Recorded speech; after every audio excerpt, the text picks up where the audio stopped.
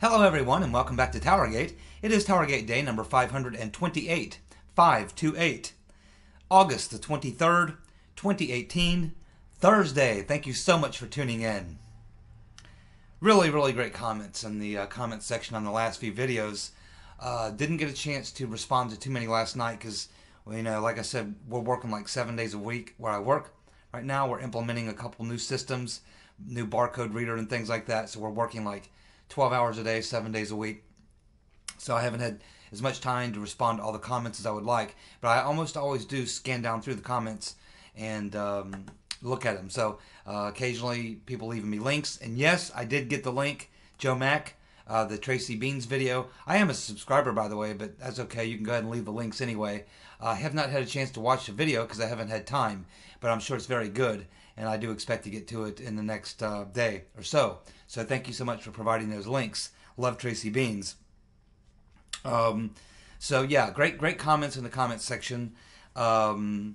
It's funny when I make a mistake, which I sometimes do, mostly with names. I'll get names or maybe 2016 and 2017 dates like that. I'll get mixed up sometimes because when you're doing these videos, you got so many names and dates and stuff in your head that I know what I mean to say, but sometimes something else comes out. But I can always count on all you guys in the comment section to correct me and get it right. So it's funny, I was talking about Al Not So Sharpton, and I got him confused with this other congressman who put the money in the freezer. And I had about 6 or 8 people correct me on that. So thank you very much. I do appreciate that. Try to do better. Alrighty. Is it just me, or is Michael Cohen a real dummy?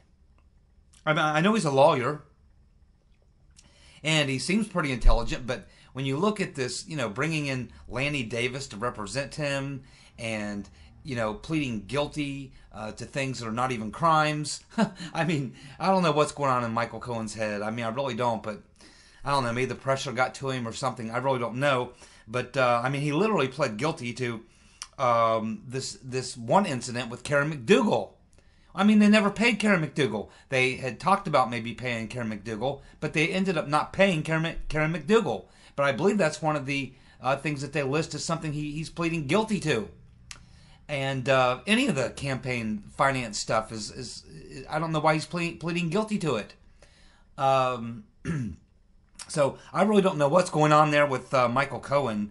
I don't think he's getting very good legal representation by Lanny Davis. I mean, he's a close confidant of the Clintons. In fact, most of you who are old enough to remember, as I am, the 90s when Clinton was president, Lanny Davis was the guy who they sent out every Sunday morning to defend the crimes of the Clinton administration. Every Sunday morning. He was there on all 3 networks. He'd go from one to the other. He was the constant Clinton apologist, defending them against all their crimes. G. Gordon Liddy used to debate him about once a week on the radio. It was hilarious. And so I don't really know what's going on with Michael Cohen. I mean, you know, Lanny Davis, I mean, pleading guilty to crimes that are not crimes. The FEC violations, which are not FEC violations at all. So I don't know what's going on with Michael Cohen exactly. I can only assume he's kind of a dummy. He can't be that smart. It's the only thing I can come up with. But he's done himself no favors. Again, I mean, he should have stuck to his guns.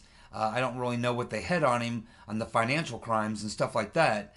But, you know, there's just something about his behavior as of late. And he's messing around with this lawyer, this Michael Avenatti, this lawyer for Stormy Daniels. He's all mixed up with him and Lanny Davis. And you got to wonder what the hell's going on with Cohen.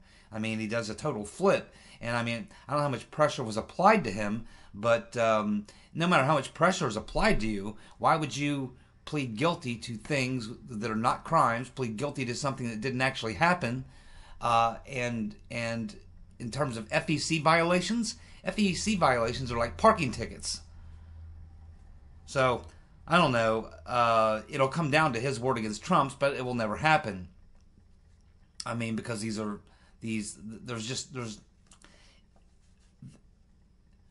nothing going on here with the Michael Cohen situation that's of any concern at all. Let's put it that way.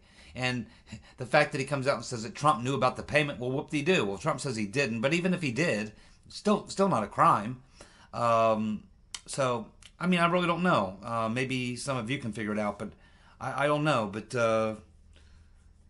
I just can't understand why he.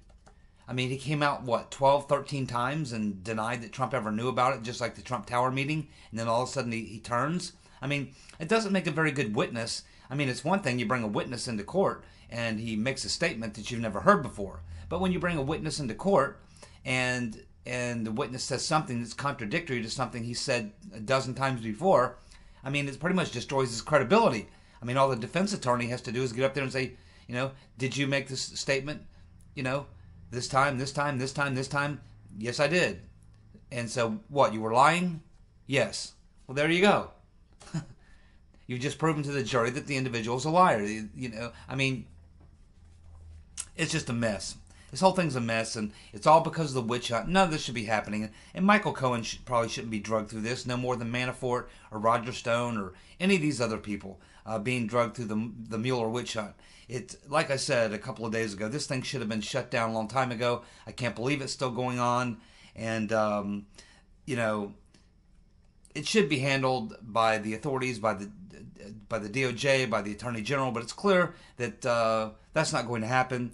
And I think that the people are going to have to decide this in November. And I believe that they will. I feel really good about where we're sitting in November. I know it's going against the odds. I mean, a president almost always loses seats in his first midterm. I understand all that. I understand the constant media onslaught. I understand the Mueller investigation, all these things. But midterm elections, the reason why they generally don't turn out so well for the president in his first midterm is because, it's low voter turnout. They get low voter turnout. And the opposite party has high voter turnout because they just previously lost and they're feeling the sting and they think, oh man, I didn't vote, I should have voted. It gets more people out to vote.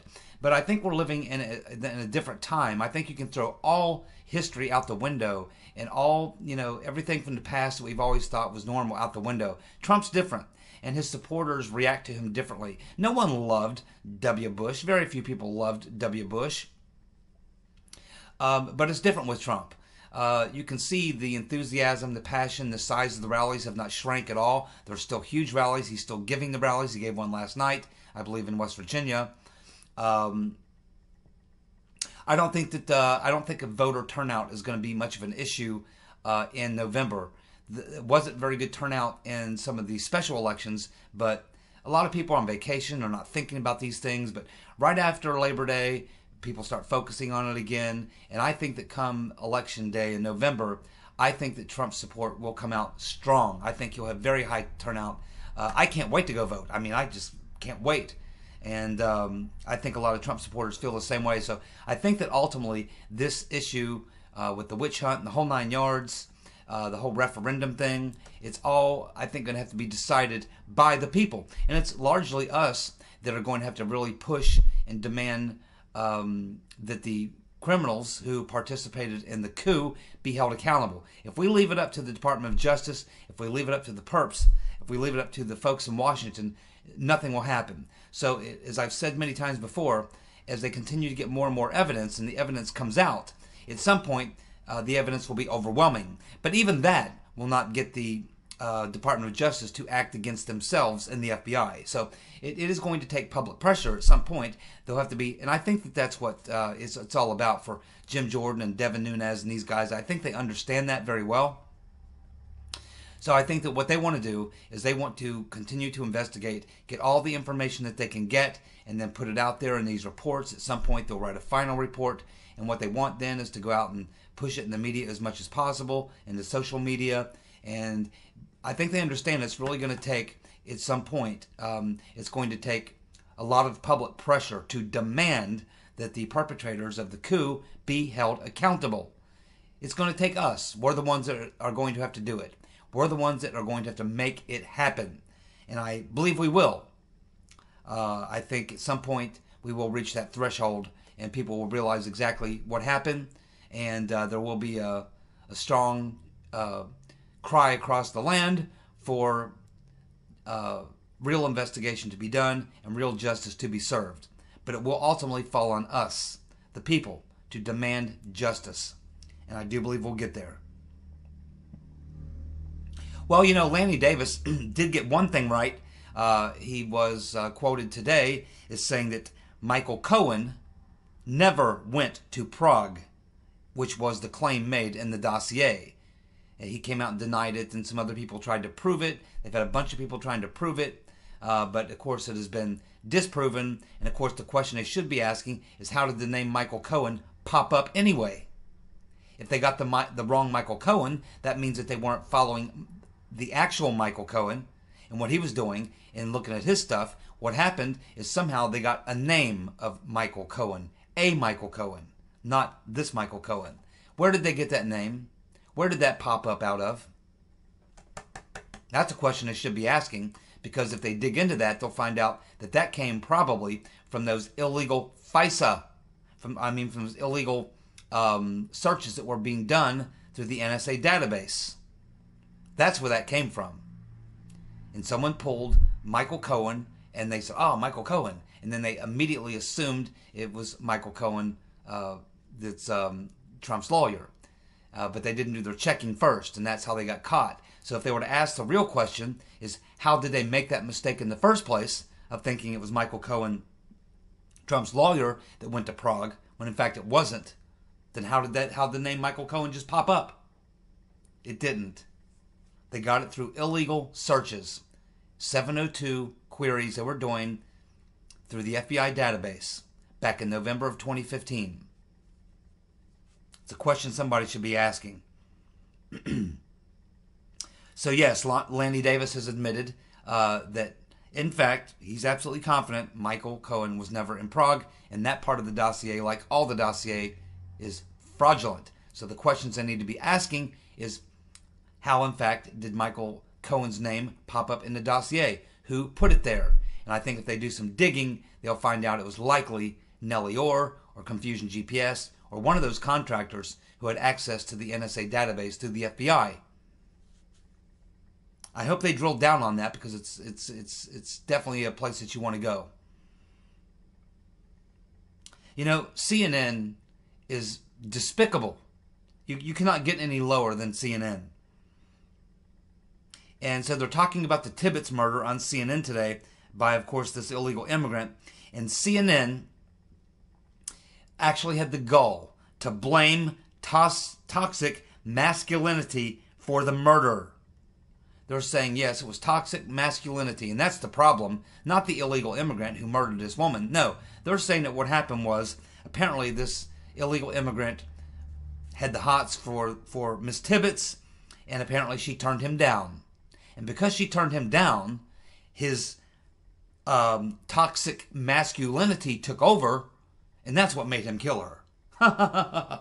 What an amazing, how in the world this network can keep a straight face and report on a story like this and report such a thing.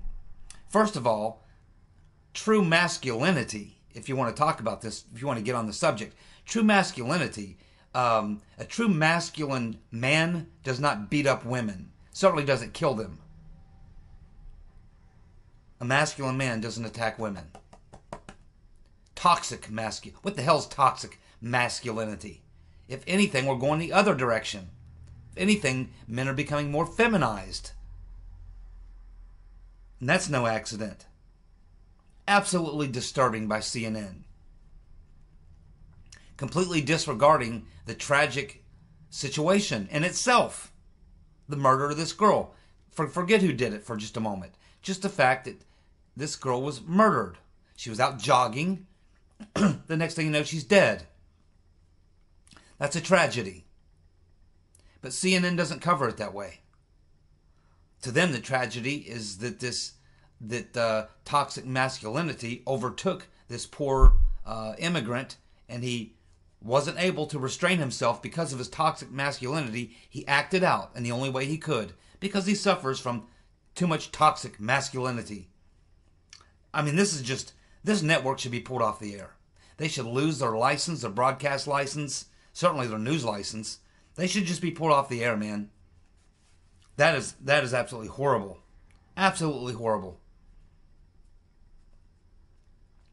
Well, we have Ocasio, Marty Feldman Eyes Cortez complaining about her favorite coffee shop closing down, going out of business. How sad. Of course, when they interviewed the owner says the main reason they had to close down was because the hike in the minimum wage. The hike in the minimum wage. One of the very policies that Ocasio Cortez supports. So she's out there complaining about her favorite coffee shop going down, and it's because, according to the owner, they couldn't handle the increased wages, the minimum wage, the rise in minimum wage. They decided to shut it down. And this, of course, saddens Ocasio Cortez, despite the fact that she supports this policy. So if Ocasio Cortez had it her way, and she got this minimum wage hike all across the country, there will be everybody's favorite coffee shop will be shutting down, and a whole hell of a lot more. What a moron. She's got to be one of the dumbest. I mean, Mad Max is dumb to the core. Pelosi, the whole 9 yards. But I mean, Ocasio Cortez, I mean, unbelievable. She's very naive, obviously, but she's pretty dumb as well. I mean, I know no other way to put it.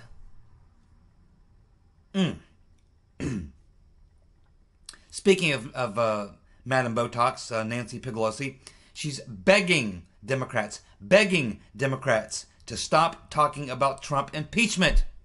She's terrified that it will bring Trump supporters out to the polls. Yeah, it sure will. Absolutely will. And she's right about that. But it really doesn't matter because, like I just said, Trump is different. Trump supporters are going to make it to the polls to vote in November. If they have to crawl on their hands and knees through 4 feet of snow, they are going to make it there to vote. Trump's supporters are not, half in, half out. They're not mild supporters. I mean, people either love Trump or they hate him. And obviously, a lot of people love him. And so I don't think there'll be any problem with Trump getting his people out in November. I think that's going to happen. The biggest problem he faces is probably, and the Republicans face, are weak-kneed Republicans who haven't been on board with the agenda. It's they who are likely to get defeated and likely to put us in peril.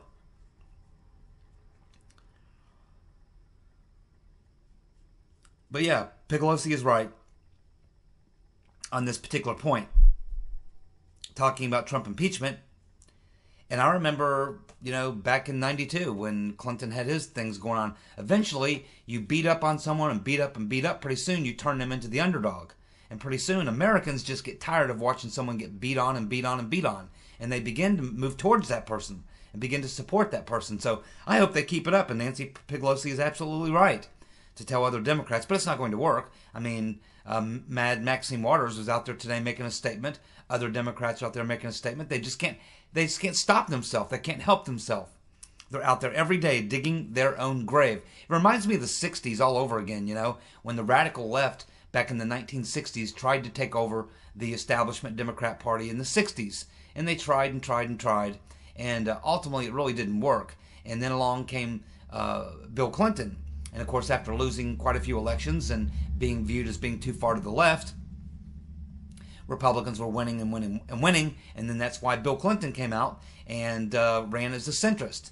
I mean, Bill Clinton got elected because he ran as a new Democrat, as a centrist. He's like, I'm not one of them old liberals. Bill Clinton ran away from the moniker of being a liberal. He ran on a campaign as like a conservative Democrat. That's how they were portraying him, a conservative kind of Southern Democrat, a centrist, someone in the middle, in that whole 9 yards. Bill Clinton didn't get elected twice because he ran as a lefty. He ran as like a conservative Democrat. He didn't necessarily govern that way. Of course, once he got defeated in his first midterms and the Republicans took over a massive majority in the House of Representatives, that he was forced to sign a lot of fairly conservative bills that he didn't really want to sign. But he knew he pretty much had to because they were popular with the country. Bill Clinton was forced to govern as a centrist, like he campaigned on. Not because he wanted to. His plan was to lie. His plan was to run as a centrist and then become a liberal. But he got spanked in his first midterm, and he got forced into signing a lot of fairly conservative legislation coming out of the House, which was led by Newt Gingrich at the time. And his plan for America, his contract with America, had 10 very popular items that were on the conservative side, and welfare reform and all these other things. And Clinton was forced to sign on to those. Clinton didn't want to do that because he wanted to, or because he was truly a centrist. It was because he was forced politically. He put Hillary in the closet, and he moved to the center. That's what happened. I know. I lived through it. Barack Hussein Obama's campaign broke campaign finance laws in 2008. In fact, Obama received the largest fine in U.S. political history and no jail time. I believe he got a $375,000 fine for his campaign violations. You don't hear the lefties talking about that, though, do you? We also have the former pollster for both the Clintons, Mark Penn, who wrote an op-ed in The Hill on Wednesday, today, pointing out the hypocrisy from the media and their coverage of Trump's campaign, so-called campaign violations. First, by the way, Trump did not violate campaign finance law. He did not. But Hillary sure did. She failed to report the campaign expenditures that were spent, the money that was spent on creating the dossier. She also used a foreign agent. She also worked with a foreign government. That would be the government, well, actually two that we know of, Ukraine and the UK. And she also knowingly used a foreign agent who recruited Russian sources. All this we know. But we know from months and months, well, over a year ago, that they did not put down these expenditures as being opposition research. They just put it down as normal legal fees from their law firm doing regular legal work for them, when in fact it wasn't. It was opposition research. And according to FEC campaign laws, you are supposed to separate the two. They're supposed to say how much they spent on opposition research. It's not the same as how much you spend just on regular legal fees. And so that in itself was a major campaign violation by the rotten Reverend Clinton. Do you hear the media going after that? Plus, we know all about how they jerry-rigged the system. I talked about it yesterday, how they could beat the minimum donation by pulling all the money together, funneling it all together, and sending it to the DNC. A whole corrupt web of campaign finance law violations by the rotten Reverend Clinton and the Democratic National Committee. But that will never be investigated by Uncle Bob, the media, or anyone else. Just how it goes, folks. It's frustrating. Certainly a double standard. No equal justice here. That's why we got to drain the swamp, man. And hold them accountable. If we don't, they'll do it again or even worse. So yeah, yesterday I made the mistake, and I mean, I know this. I said the wrong name. I was talking about Al Sharpton. And of course, we all know Al Sharpton has had his own run-ins with the IRS and having issues with back taxes he owed and not paying enough taxes, hiding taxes, hiding income. Sharpton has had a lot of issues with the IRS. I can't believe he hasn't been thrown in jail, but I guess they're afraid to go after him. I don't know. But the person, of course, as many of you pointed out, was a congressman from Louisiana named William Jefferson. He did put $90,000 in his freezer. He got 13 years jail time. I don't know if he served all 13 years, but that was his sentence. Of course, it was bribe money. They found it was bribe money. It was also money that had been used. See, every congressman gets a certain amount of money allocated to their office for money for their district for stamp privileges and sending out flyers or information or whatever. That money is funded to the congressional offices. So he was taking money that was supposed to be spent on his congressional office for conducting business, his congressional business as a congressman. He was taking that money and he was pocketing the money. And he was doing it in a sleazy way, in an illegal way, trying to hide that fact. And that's when they caught him. Yeah, he had $90,000 wrapped up in $10,000 denominations in his freezer. William Jefferson. Is Silly Sally Yates going to be the scapegoat? Will she be the one to talk? Well, a couple days ago, I asked a question. Did Silly Sally Yates know that Bruce Orr was meeting with Christopher Steele? Did Silly Sally Yates know that Bruce Orr was also talking to Glenn Simpson? Did she know that Bruce and Nellie met Chris Steele 2 times in person in a coffee shop in D.C. or Virginia? Did she know any of these things? Now, that was a rhetorical question. Of course she did. She was his boss. She worked, 2 offices down from him. Would have been impossible in my mind, for Sally Yates not to have known that Nellie Orr was working for Fusion GPS, not to know that Bruce Orr was getting information from Christopher Steele, that he was communicating with him, Mr. Waldman, Glenn Simpson. It's nearly impossible for me to believe that Silly Sally Yates did not know all that was going on. Now, Bruce Orr is going to be asked those very questions, and this is going to put Silly Sally behind the 8 ball.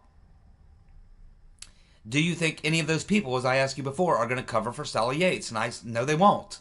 Loretta Lynch isn't going to cover for Silly Sally.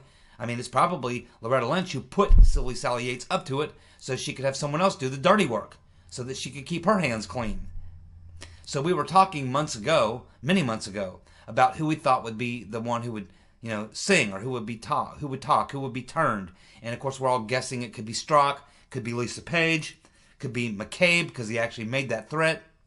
And he still might be the one who might do that. But I think it's looking more and more like Sally Yates could very well be the person who would sing the loudest. Because Bruce Orr, I promise you that Sally Yates knew everything that Bruce Orr was doing. I find it hard to believe that Bruce Orr is going to lie about that when there's so much evidence to the contrary. He knows that evidence will come out. He's not going to lie for Silly Sally Yates. He's got enough problems. He's in enough trouble. So that's going to put Silly Sally on the hot seat, because when they go to her boss, once they confirm that she knew all this, then they're going to send a letter to, or have subpoena Loretta Lynch. And they're going to say, did you know? Sally Yates knew all this stuff that Bruce Orr was doing. Did you know? Well, if there's no evidence tying her to that, she's going to say no. Unless they find some emails that suggest that she did know, or some texts, or something. Unless they find some evidence to prove that fact. Now, Silly Sally may say, yes, Loretta Lynch knew every bit of it. Well, Loretta Lynch will just lie. That's what she usually does. So, if Loretta Lynch finds herself in that position where Bruce Orr tells the truth, and I believe he will, say, yes, Sally Orr was my boss, and she knew what I was doing. At which point they call Sally Yates in. She really can't lie. Well, she could, but she'll be caught red-handed lying, and that could be even worse. So, she will probably do the only thing that most people do in that case, is say, hey, I was told to do it by my boss. The problem is, her boss will be Loretta Lynch. And unless there's some evidence to prove that, and I doubt Loretta Lynch left her fingerprints at the scene of the crime, it's probably going to fall on Sally Yates as being the highest ranking DOJ official who had this information. In which case, Silly Sally will be looking to cut a deal, because I can promise you, Silly Sally ain't cut out for prison. She's not cut out for prison. She'll do anything to stay out of prison. It's very likely that Silly Sally Yates will be the one to cave. The pressure is going to be on her big time. And remember, once you get to her, you get above her, you're now inside the Obama White House. You're talking the Attorney General, Loretta Lynch, and that puts you very close to the president. So, I think that Silly Sally Yates may be the person to watch now. And she's got to be sweating, like I said, she's got to be sweating bullets. Because she knows, it's not like she doesn't know. She knows that Bruce Orr is under heavy scrutiny. He's now been outed as having a major role in the fraud and perpetrating the fraud in the FISA court. Silly Sally Yates signed off on them first 2 warrants. So there's absolutely no way she didn't know where Bruce Orr was getting that information. She knew all about it. Is Silly Sally going to sit there and take the rap for Loretta Lynch and the people in the Obama administration? No, she's going to be looking for them to cover her butt. And they're not going to. They're going to cut her loose. They're looking out for their own neck. Watch Silly Sally Yates. She could very well be the person. We're all wondering who the person's going to be who's finally going to spill the beans I would say that silly Sally Yates may be the most likely person, most likely candidate who would do that, based on the fact that it's all going to roll to her. It's all going to roll on to her. U.S. Marshals are now closing in on Sean Christie. He is the Pennsylvania fugitive that threatened to shoot Trump in the head. He also had been harassing Sarah Palin and her family in the past. So there's a manhunt. I think it appears that they may have a tip. They have some insight. They have a tip. Somebody has placed a tip that may be a pretty good tip that they think they know where he's at. It's very likely that by the time you're watching this video tomorrow, they will have rounded up Sean Christie. And he's definitely going to jail. He's got a lot of problems. And threatening to shoot the president and going out there and broadcasting that on social media tells you he's not only, well, he's crazy, he's also very stupid. And they want this guy pretty bad because they've had a lot of issues with him in the past. So I think this is the final straw for this guy, and he's a nut. So hopefully they'll round this guy up tonight because they need to get this dude off the street. Trump has deported a Nazi war criminal, as most of you have heard.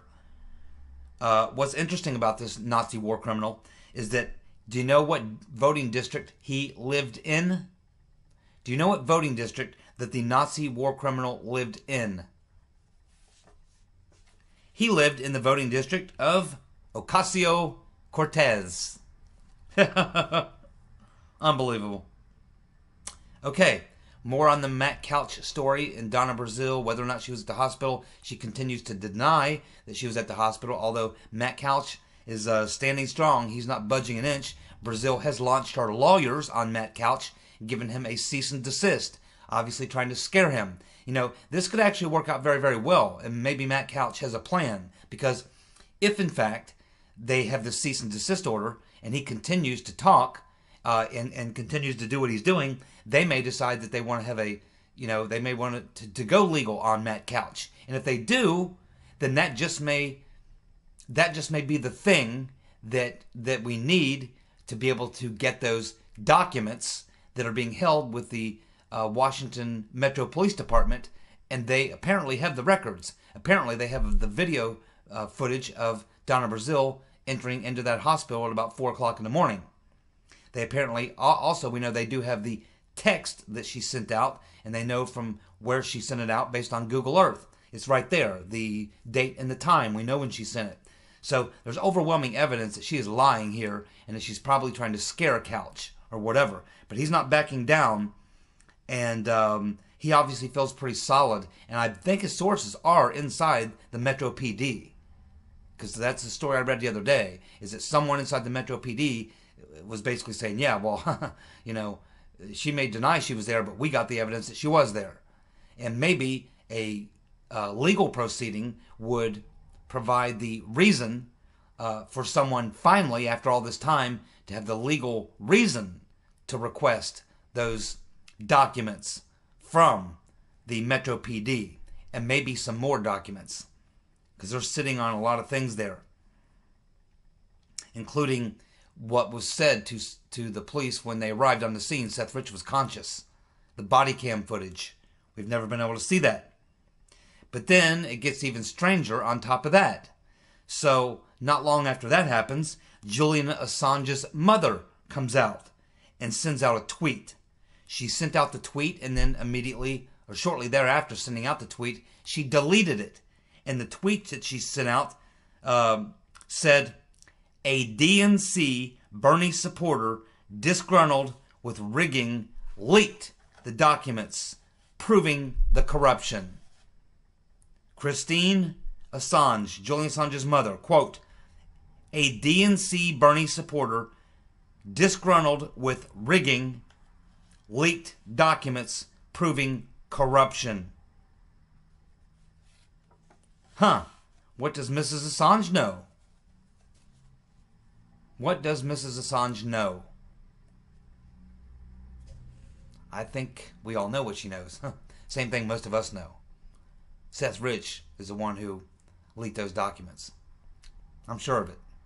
Thank you so much for tuning in. I'll be back tomorrow. You guys have a good night. Bye.